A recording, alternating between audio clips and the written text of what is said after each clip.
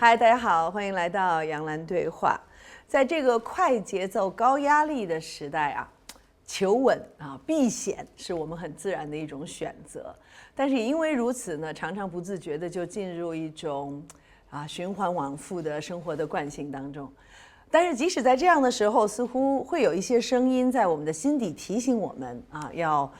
不顾一切去追求自己真正热爱的一种生活。那不仅我们自己常常处于这两者之间的为难的状态，我们身边那些特别爱我们的人他们对我们的选择也是深具影响力的。那今天呢，在杨澜对话当中，我非常荣幸请来了郭富城来谈谈他最新的电影，也谈谈他的人生经历当中的一些很重要的选择。对，那个时间加上就是人开始有一点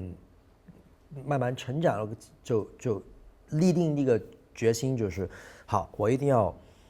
放慢我的一个演唱的某一部分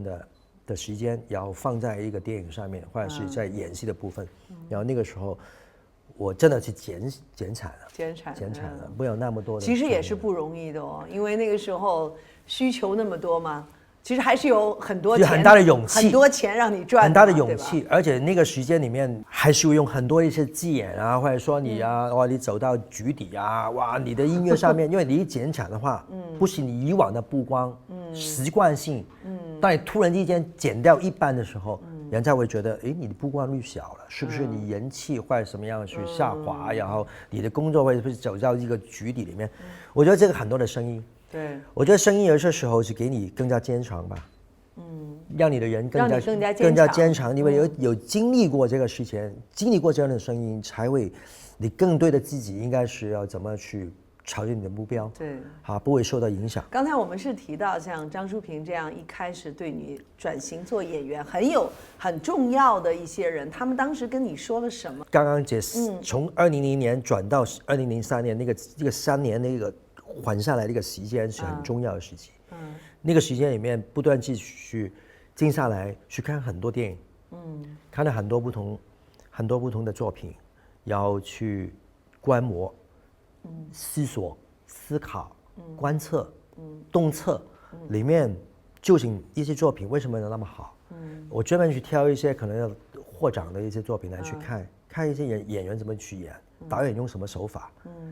他们拍摄出来的作品为什么要得到大家的认同，然后去消化，然后到准备好了，然后到2003年那个机会来了，就是说陈木胜导演他现在就是前几年他过身了，他去世了，就非常可惜。但是他也是一个对我来说也是一个非常重要的人物，因为他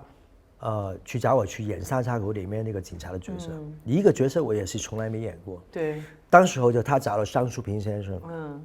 美术指导，然后去帮我去打造一个造型，因为我觉得电影除了导演，造型是非常重要的。你怎么处于一个状态，你怎么去出来面对观众，你给观众塑造一个什么的形象？你是一个警察，你一个落魄的警察，你的外表、你的造型、你的服装，已经可以去从你的一身的打扮，对，你的头发的造型，或者是你脸部的一种还有你的整个的神态和那个气质都是很不一样，内外合一的，外在的一个形象是不可缺少。然后那个时间里面，我就说了，从一个偶像型，以前拍电影就是说还没有到那个时间，就是2000年，就是1990年到2000年都拍过一些电影。那个时候我是心态是怎么样？哇，那个西装那么宽怎么穿啊？对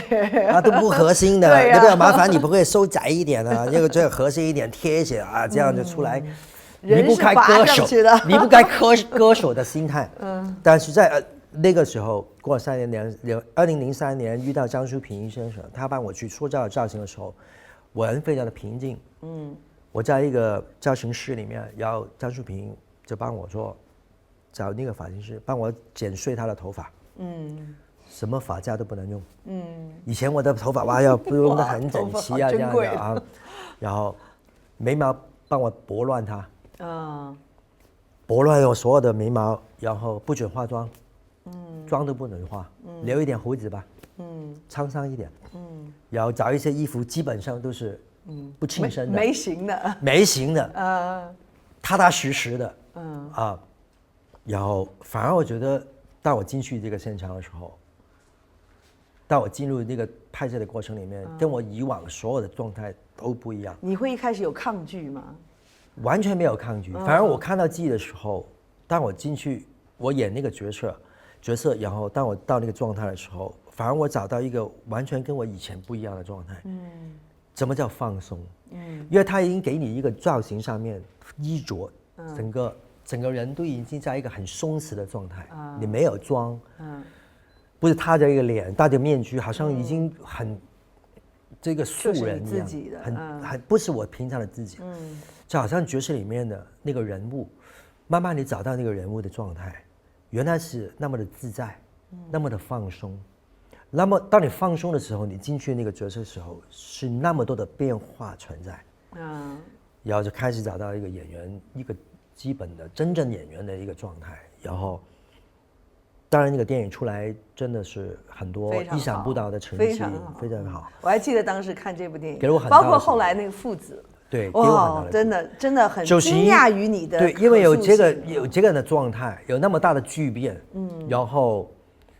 真的找到那个状态，演员那个状态，那个本质上面，那个应该有特质上面的一种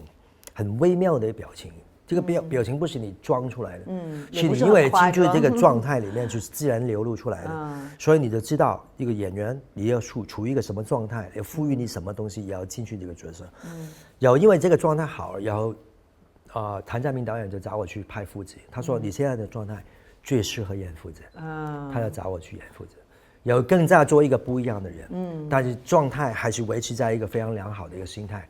一种准备。到现在我都印象很深，你在父子里的那个眼神，就是他的眼神里有很多的东西说，不是单一的，也不是过度夸张的，非常复杂微妙的那种感觉，演的真的非常好。刚好在一个线上面，不会过也不会低，在一个在线上面的一条线上面。因为我觉得最好的东西就是在一条线上面，你不要去超越，也不要去低过，就是在最中间的一个路线。怎么叫一条线？一条中间的线就是你演出的一个整体来说，你每一个所谓的你的所有的表情，所有的一个应该是你心里面的爆发力量，都是在一个很中性的东西，你没有 over。就是你的表情、你的眼神，或者是你的表达的东西，刚好在一个中间里面。你的起伏就是你把它放大之后，它都在这个空间里面